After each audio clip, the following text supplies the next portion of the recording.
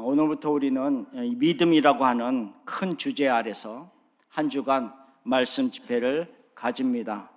저와 또 다른 네 분의 목사님이 함께 하면서 이 믿음 아래서 걷다라고 하는 의미가 무엇인지에 대해서 각각의 본문의 말씀을 가지고 같이 나눌 것입니다. 저는 오늘 이 고린도전서 2장 12절의 말씀을 가지고 믿음, 하나님의 은혜를 알아감이라고 하는 주제 아래서 믿음의 한 부분을 여러분과 함께 나누고자 합니다.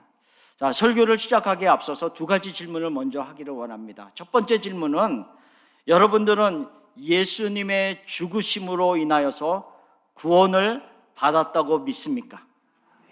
아멘. 자, 두 번째 질문이 있습니다. 여러분은 하나님의 지혜를 소유하신 자이십니까? 아멘. 여러분 가운데 하나님의 지혜가 있으십니까? 어떤 분은 아멘 했고요, 어떤 분은 하나님의 지혜가 나한테 있나? 그러시는 분도 있을 것 같습니다. 어쨌든 우리가 말씀을 같이 나누면서 더 명확하게 하나님의 말씀이 이것에 대해서 무엇이라고 말씀하고 있는가를 우리가 같이 나누려고 합니다. 과연 나는 예수님의 죽으심으로 인하여서 구원받은 자인가? 또 나는 내 안에 하나님의 지혜가 과연 존재하는가라고 하는 질문이고, 그것에 대한 대답을 오늘 같이 우리가 듣기를 원합니다. 자, 고린도전서 우리가 2장을 아까 봉독을 했는데, 고린도전서 1장에서는 이와 같은 내용이 기록되어 있습니다. 십자가의 도에 대해서 두 가지 부류의 사람들이 나오고 있습니다. 십자가의 도, 즉 십자가의 복음에 대해서 그것을 받아들이는 반응이 두 가지가 나와 있는데요, 한 가지의 사람들은 십자가에 못 박혀 죽은 그리스도를 믿는다는 것은 미련한 것이다, 어리석은 것이다 라고 생각하는 사람들이 있었습니다. 또 다른 부류의 한 사람들은 십자가에 못 박힌 그리스도는 오히려 능력이 있다, 그 능력은 능히 나를 구원하실 수 있다 라고 받아들이는 사람이었습니다.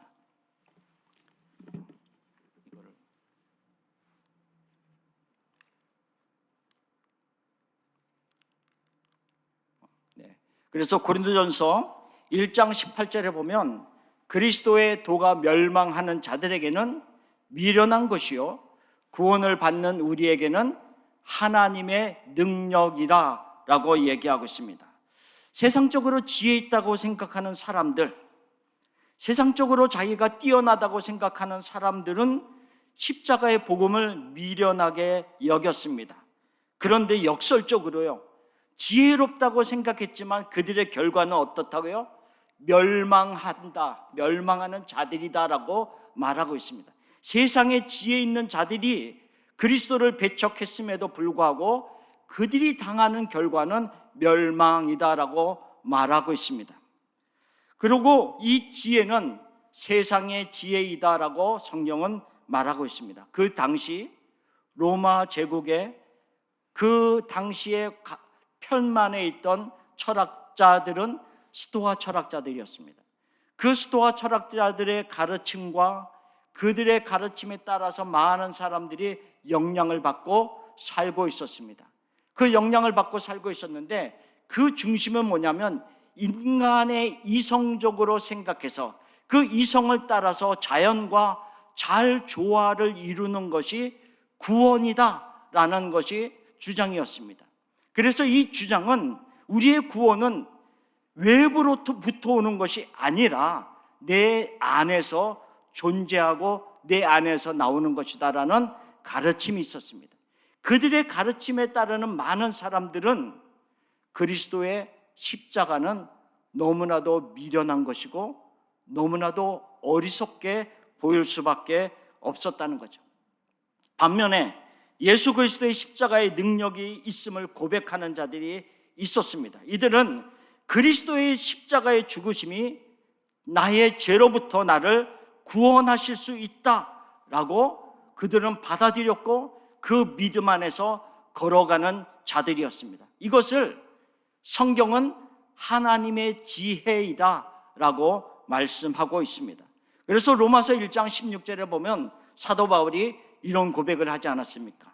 얘가 복음을 부끄러워하지 아니하노니 이 복음은 모든 믿는 자에게 구원을 주시는 하나님의 능력이 됨이라 라고 말했습니다. 이 한마디의 말씀을 깨달은 마틴 루터는 종교개혁을 시작하지 않았습니까?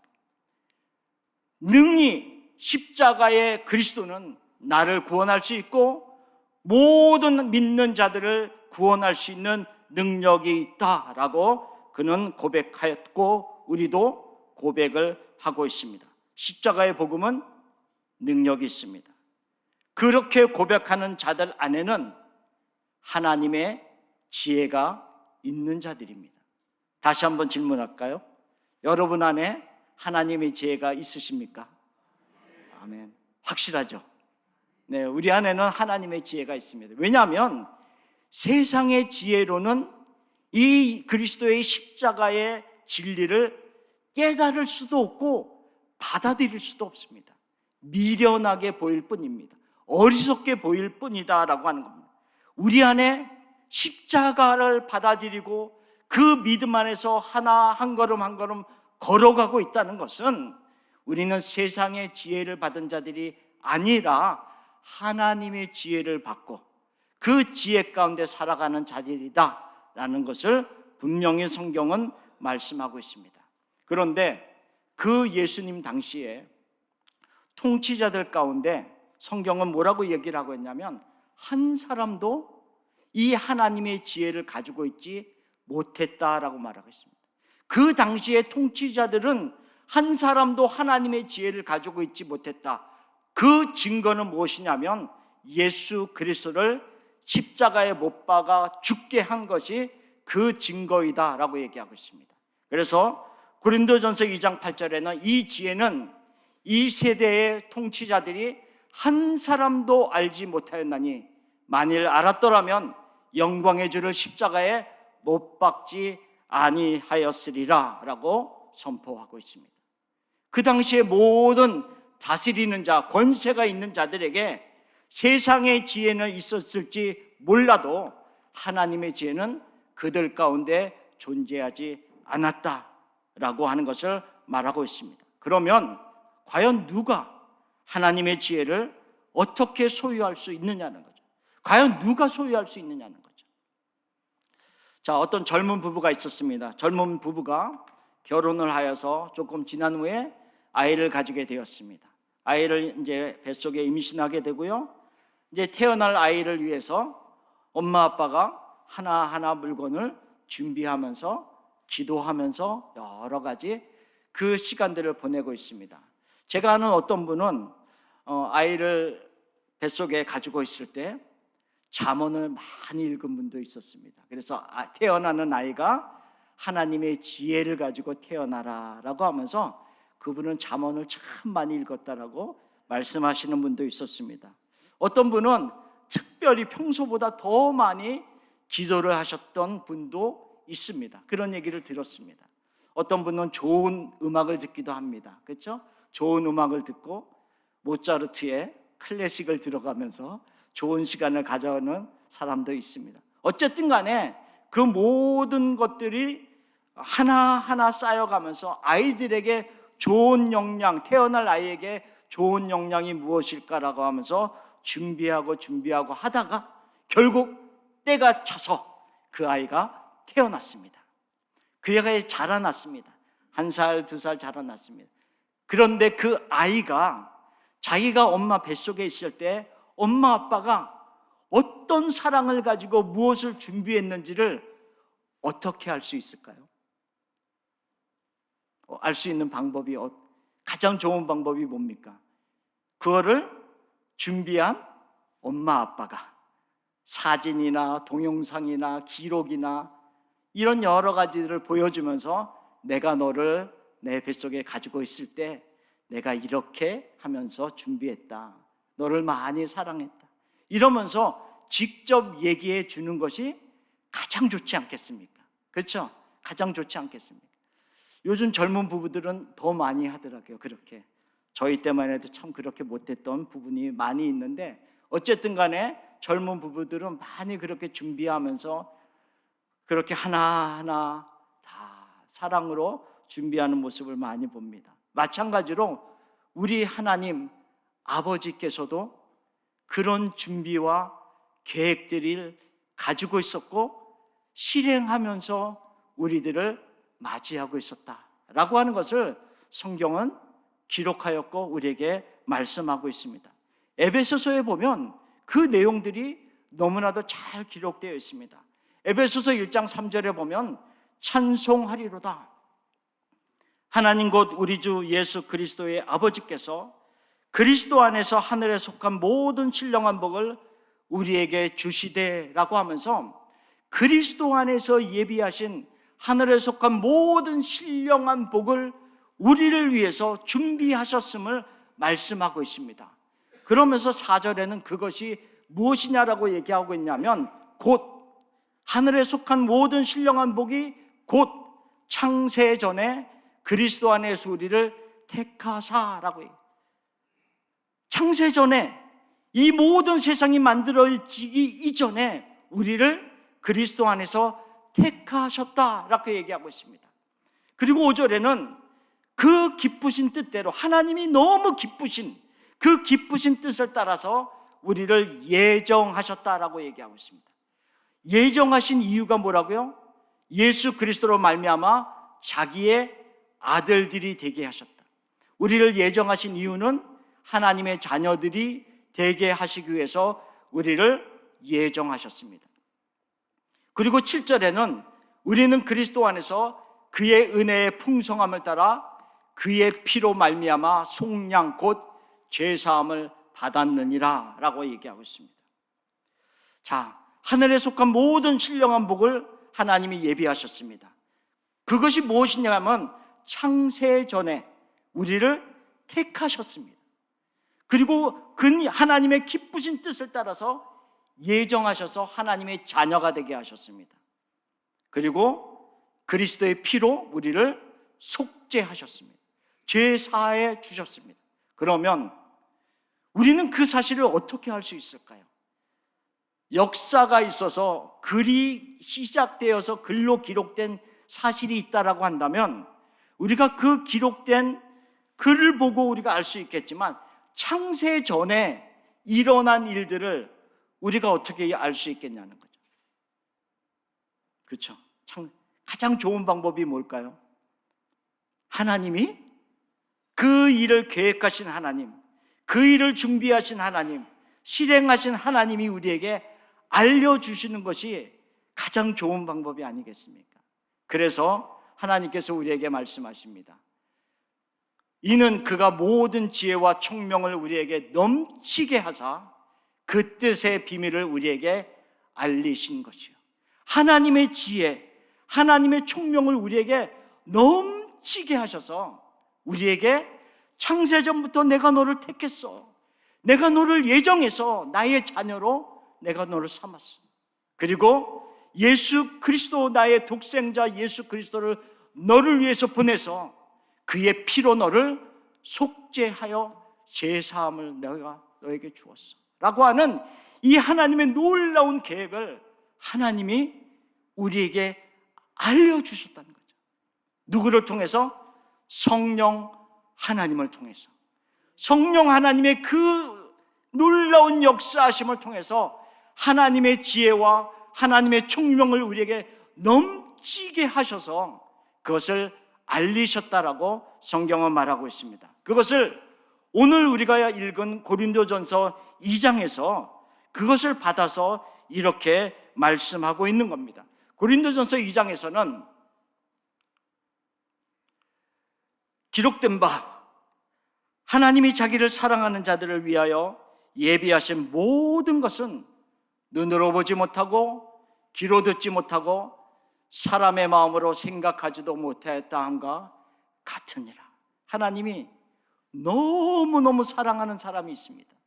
우리 한 사람 한 사람을 너무 사랑하는데 그 너무 사랑해서 하나님이 계획하신 일들이 있습니다.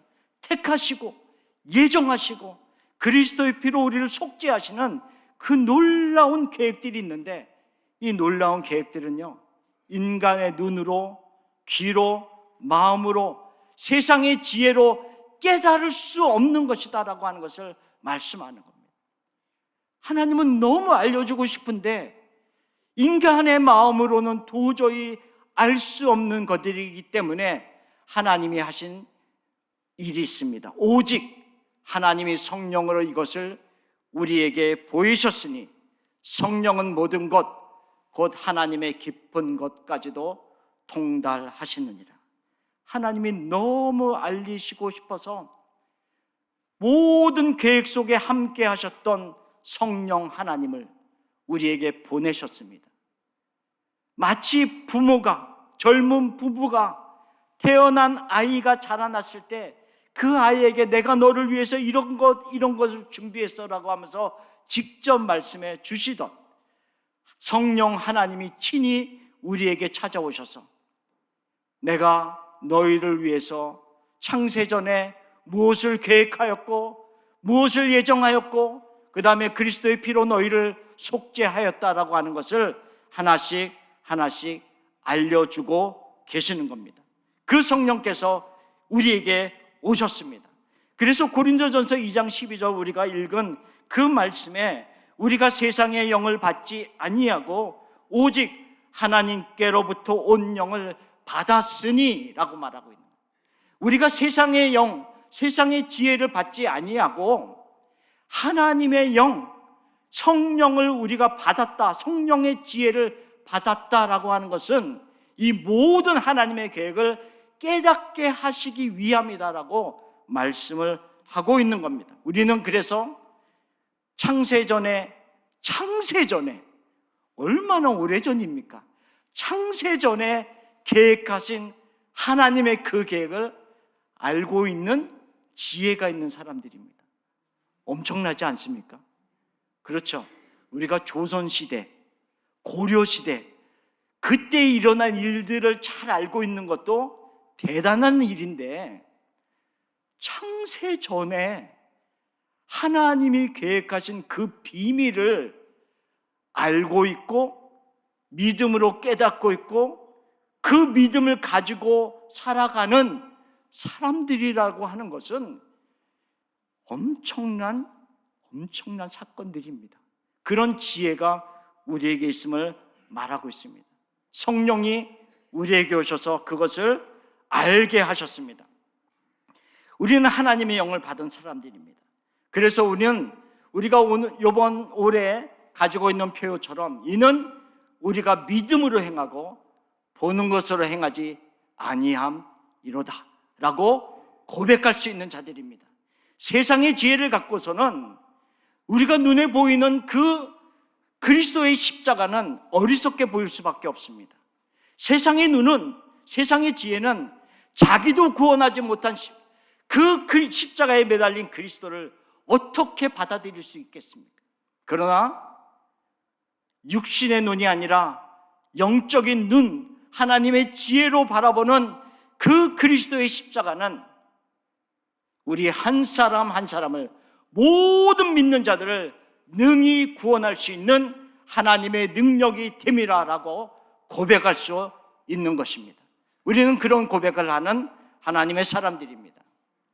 자, 그러면 하나님은 얼마나 이 사실을 우리에게 알려주시기 위해서 성령을 보내셨느냐. 하나님의 마음을 우리가 깨닫기를 원합니다.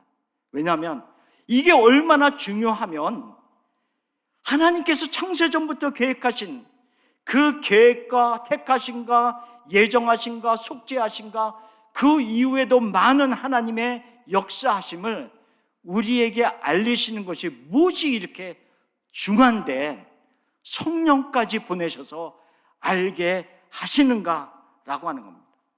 얼마나 중요한 일인가. 자, 안다라고 하는 이 헬라어는 두 가지가 있습니다. 특별히 두 가지가 있는데요. 하나는 잘 알고 있는 기노스코라고 하는 말입니다. 기노스코라고 하는 이 말은 직접적으로 깊고 친밀한 관계를 통하여서 알아가는 지식을 말합니다. 단순히 우리가 메디아를 통해서 어떤 신문과 다른 인터넷을 통해서 정보를 취득하는 그런 정보의 지식이 아니라 직접적으로 만나서 관계 속에서 가족이 함께하고 부부가 함께하면서 알아가는 그런 지식을 말하는 것이 기노스코라고 하는 단어 속에 가지고 있습니다. 다른 한 단어는 어떤 단어이냐면 에이데나이라고 하는 헬라어가 있습니다. 이것은 보다 직관적이고 지적으로 인식하는 그런 의미를 가지고 있습니다. 진리에 대해서 명확한 이해를 강조하는 그런 단어입니다. 고린도전서 2장 12절에 나온 헬라어는 이 알게 하려 함이라라고 하는 헬라어는 두 번째 단어의 에이데나이라고 하는 말을 가지고 있습니다. 그러니까 성령께서 우리 가운데 오셔서 알게 하시는데 이 구원의 진리에 대해서 명확하게 확실하게 알게 하신다라고 말씀을 하고 있는 겁니다. 그 진리에 대해서 확실하게 알아가면서 한편으로는 우리가 기노스코, 경험적으로 직접 이제는 하나님을 경험하면서 말씀을 통하여서 알아가면서 더욱 하나님과 친밀함 속에서 알아가는 게 더 이제 겹쳐지는 거죠. 그러면서 하나님을 점점 알아가는 모습이 우리 가운데 쌓이는 것입니다. 하나님은 왜 성령을 보내셔서 이토록 하나님의 계획하심을 알게 하시기를 원하시는가라고 하는 겁니다. 자, 모르는 것보다요, 알면 편리한 것이 있습니다. 며칠 전에 제 아들이 이렇게 요즘에는 애플리케이션을 통해서 돈을 주고받고 하지 않습니까? 저도 많이 써보지는 않았지만 저희 아들이 애플리케이션을 통해서 탁 몇백 불을 저한테 보내주더라고요. 그래서 야, 세상 좋아졌다. 물론 많이 사용하는 사람들은 뭐 당연한 오래전부터 쓰는 것이니까 당연한 거지만 이제는 송금을 하기 위해서 여러분 은행에 가서 할 필요가 없다는 거죠. 전화기 안에서 모든 게 다 이루어지고 있습니다. 그러니까 알면 편리한 것이 있습니다. 알면은 또 유익한 것들이 있습니다. 내가 어떤 약을 먹고 아니면 나에 맞는 식단이 건강한 어떤 식단을 먹으면 더 건강해지고 나에게 맞는 운동을 어떻게 하면 내가 더 건강한 모습으로 지낼 수 있을까라고 하는 것은 알면 그리고 실행하면 나에게 유익이 됩니다. 그런데 알면 생명을 살리는 것도 있습니다. 2023년도 11월 달에 기사가 났던 것인데요. 어느 노 부부가 엘리베이터를 타고, 여러분들도 아마 아는지도 모르겠습니다. 엘리베이터를 타고 내려가다가 이 할아버지가 갑자기 쓰러지셨어요. 그러니까 어떤 이유인지는 정확히 보면 쓰러지셔서 심정지를 당한 겁니다. 근데 마침 그 엘리베이터에 젊은 부부가 같이 타고 있었습니다. 그래서 그 젊은 여자분이 쓰러진 할아버지를 심폐소생술 CPR을 막 했던 거예요. 1분을 했는데도 깨어나질 않았어요. 2분 동안 계속 심폐소생술을 했는데 2분 만에 호흡이 돌아오고 살아나셨습니다. 근데 이 여자분이 대학병원에서 오랫동안 치무하고 있는 간호사였습니다. 심장내과에서 일하고 있는 간호사였습니다. 마침 그 엘리베이터에 베테랑 간호사가 같이 타고 있어서 이 쓰러져서 심정지 당한 할아버지가 그분 덕분에 살아났습니다. 근데 그 여자분, 간호사의 남자분은 그런 얘기를 썼더라고요. 자기가 군대에서도 어느 곳에서도 CPR을 훈련을 조금 받았대요. 근데 자기가 그 순간이 오니까 아무것도 할 수가 없대요. 너무 당황하니까. 근데 이 간호사는 베테랑이니까 한두 번 해본 게 아니지 않습니까? 그러니까 쓰러지자마자 그냥 CPR을 시작하면서 1분, 2분 동안 해서 살려냈다고 기사가 써 있었습니다. 알면 생명을 살리는 게 있습니다. 성령께서는 왜 하나님의 계획하심을 우리에게 오셔서 알게 하시냐는 거죠. 왜? 이 진리를 알면 영원한 삶이 보장되는 거기 때문에 그렇습니다. 이 세상에서의 삶이 끝이 아니라 영원한 생명과 연결되어 있는 것이기 때문에 성령께서 오셔서 우리에게 알리시는 겁니다. 하나님이 우리를 너무 사랑하시는데, 너희가 알면 알고 모르면 할 수 없지, 이러면서 지나가지 않는다는 거죠. 한번 생각해 봅시다. 여러분들이 믿음 생활하면서 예수님을 믿는다는 것이 너무 귀하고 너무 소중하고 이것보다 귀한 것이 없다라고 생각을 하고 있는데, 만약 여러분의 자녀들이 전혀 이 복음에 대해서 받아들이지 아니하고 하나님을 떠나서 살아가고 있다라고 한다면, 여러분이 믿으려면 믿고 말려면 말아라, 그렇게 반응을 하시겠습니까? 아니죠. 우리가 십자가의 그 중요함을 우리가 알고 있다라고 한다면, 사랑하는 내 자녀도 그 십자가 앞에 나올 수 있도록 우리가 얼마나 기도하고 그 영혼을 보살피지 않겠습니까? 마찬가지라는 거예요. 하나님이 우리 한 사람 한 사람을 너무 사랑하시기 때문에 하나님께서 성령을 보내셔서 하나님이 예비하신 모든 것, 하늘에 속한 모든 신령한 복들을 우리에게 알리시는 겁니다. 요한복음 17장 3절에 이렇게 말씀하고 있습니다. 영생은 곧 유일하신 참 하나님과 그가 보내신 자 예수 그리스도를 아는 것이니라. 같이 한번 읽어볼까요? 영생은 곧 유일하신 참 하나님과 그가 보내신 자 예수 그리스도를 아는 것이니이다. 여기서 아는 것은 기노스코를 얘기하고 있습니다. 하나님의 성령이 우리에게 오셔서 진리를 알게 하셨습니다. 믿음은 들음에서 난다라고 말씀하고 있지 않습니까? 하나님의 말씀을 들었습니다. 그 진리를 알아갑니다. 그러면서 단순히 성령이 말씀하시는 그 진리에 대한 이해로만 끝나는 것이 아니라, 이제는 내 삶을 통하여서 말씀을 붙잡고 살아가면서 하나님과 더불어서 씨름하면서 믿음의 삶을 살아가면서 경험적으로 하나님을 더 알아가는 모습 속에서 하나님을 알아갑니다. 더 이상 이것은 정보를 통하여서 습득한 지식이 아니라 내가 직접적으로 하나님과 만나면서 받아들인 믿음이고 지혜이고 지식이다, 아는 것이다 라고 얘기하고 있는 겁니다. 그래서 영생은 곧 유일하신 참 하나님과 그가 보내신 자 예수 그리스도를 아는 것이니라 라고 얘기하고 있습니다. 우리 안에는 영생이 있습니다. 우리 안에는 영생이 있습니다. 성령이 오셔서 그것을 알게 하셨습니다. 그래서 호세아 6장 3절에 우리가 많이 들은 말씀이 있지 않습니까? 호세아 선지자가 하나님을 떠나 있는 그 이스라엘 백성들을 향해서 그토록 외쳤던 말씀이 이것이지 않습니까? 우리가 여호와를 알자, 힘써 여호와를 알자. 그의 나타나심은 새벽빛같이 어김없나니, 일정하다는 거죠. 하나님은 일정합니다. 영원 전부터 영원 끝까지 일정합니다. 우리가 하나님을 알아가는 것은 너무 중요합니다. 그 어떤 세상의 것보다도 하나님을 알아가는 것은 너무 중요합니다. 우리가 이 세상의 어떤 지혜를 가지고 어떤 우리가 필요한 부분을 알아가는 것은 우리가 편리하고 우리 삶에 유익이 되고 여러 가지로 도움이 됩니다.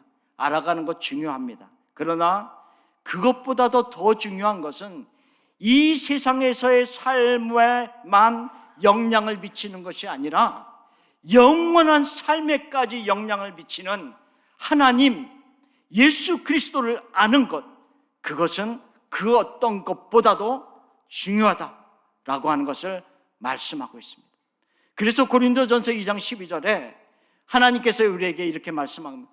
우리가 세상의 영을 받지 아니하고 오직 하나님께로 온 영을 받았으니 이는 우리로 하여금 하나님께서 우리에게 은혜로 주신 것들을 알게 하려 하심이라 라고 말하고 있는 겁니다.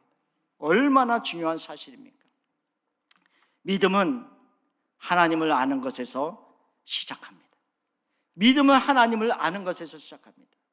믿음은 들음에서 시작하는 것과 마찬가지로 하나님을 알아가는 것에서 시작합니다. 그리고 믿음은 하나님을 더욱 알아가면서 견고해집니다. 우리들이 아이들이 태어났다고 해서 그 아이의 생명이 끝이 아니고 점점 자라나면서 풍요로워지는 것이 아니겠습니까? 마찬가지입니다. 우리의 믿음도 하나님을 알아가면서 더욱 견고해질 수가 있습니다. 그리고 하나님과 친밀해지면서 기노스코, 하나님과 친밀해지면서 우리의 믿음의 삶은 풍성한 삶으로 나아갈 수 있습니다. 이것이 예수님께서 오신 목적입니다. 양으로 생명을 얻게 하고 더 풍성히 얻게 하려 함이라 라고 예수님이 자신이 오신 목적을 요한복음 10장 10절에 말씀하셨습니다. 우리가 2025년을 살아가면서 믿음으로 걷는 이 삶을 살아가면서 하나님을 알아가는 일에 힘쓰기를 원합니다. 하나님을 알아가는 일에 힘써서 말씀의 자리에 나아가고 하나님의 말씀을 부여잡고 말씀을 듣고 말씀을 묵상하면서 그 하나님의 말씀 속에서 계속 우리에게 더욱 하나님의 풍요로움 속에서 하나님이 어떤 분이신가를 말씀하는 그 하나님을 깨닫고 발견하고 믿음의 견고함과 믿음의 풍요로움 속에서 살아갈 수 있는 우리의 모든 삶이 되기를 간절히 예수님의 이름으로 축원합니다. 기도하겠습니다. 하나님 감사합니다. 우리가 세상의 영을 받지 아니하고 우리가 세상의 지혜만 받고 끝나는 그런 모습들이 아니라 하나님께로부터 온 영을 받은 자들, 하나님의 지혜를 소유한 자들이 되게 하신 것을 감사합니다. 하나님, 이 세상에서의 삶으로 끝나는 자들이 아니라 영원한 생명을 소유한 자들이 되어서 하나님과 함께 살아갈 수 있는 하나님의 자녀로 우리를 삼아주신 것 감사합니다. 하나님, 2025년을 살아가면서 힘써 하나님을 알아가는 우리가 되게 하옵소서. 힘써 하나님을 알아가면서 하나님을 신뢰하고 하나님 안에서 온전히 거할 수 있는 우리가 되도록 도와주시고 이끌어 주시옵소서. 감사합니다. 예수님의 이름으로 기도하옵나이다. 아멘.